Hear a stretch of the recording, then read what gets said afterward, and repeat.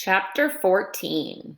Sometimes I told Gloria the story Miss Franny Block had just told me, or I imitated Otis tapping his pointy toed boots and playing for all the animals, and that always made her laugh. And sometimes I made up a story, and Gloria Dump would listen to it all the way through from beginning to end. She told me she used to love to read stories, but she couldn't anymore because her eyes were so bad. Can't you get some really strong glasses? I asked her. Child, she said, they don't make glasses strong enough for these eyes.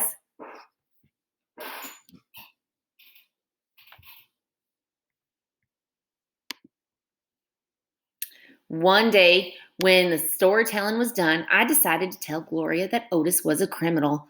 I thought maybe I should tell an adult about it, and Gloria was the best adult I knew. Gloria, I said. She said back. You know Otis. Don't know him, but I know what you tell me about him. Well, he's a criminal.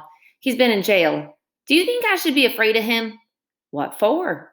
I don't know, for doing bad things, I guess. For being in jail? Child, said Gloria, let me show you something. She got up out of her chair real slow and took hold of my arm. Let's the two of us walk all the way to the back of this yard. Okay, I said, and we walked, and Winn-Dixie followed right behind us. It was a huge yard, and I had never been all the way in it. When we got to a big old tree, we stopped. Look at the tree, Gloria said. Look, I looked up. There were bottles hanging from just about every branch.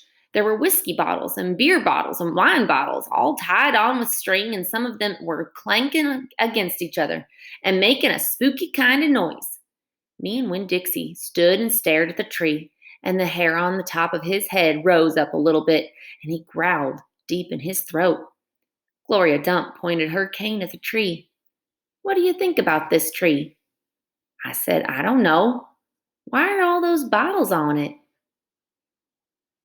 To keep the ghosts away, Gloria said. What ghosts?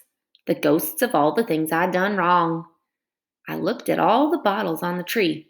You did that many things wrong? I asked her. Said Gloria. More than that. But you're the nicest person I know, I told her. Don't mean I haven't done bad things, she said. There's whiskey bottles on there, I told her, and beer bottles. Child, said Gloria Dump, I know because I'm the one that put them there. I'm the one who drank what was in them. My mama drank, I whispered. I know it, Gloria Dump said. The preacher says that sometimes she couldn't stop drinking. Said Gloria again. That's the way it is for some folks. We get started and we can't get stopped. Are you one of those people? Yes, ma'am, I am. But these days I don't drink nothing stronger than coffee. Did the whiskey and beer and wine, did they make you do the bad things that are ghosts now? Some of them, said Gloria Dump. Some of them I would have done anyway, with alcohol or without it. Before I learned. Learned what? Learn what is the most important thing.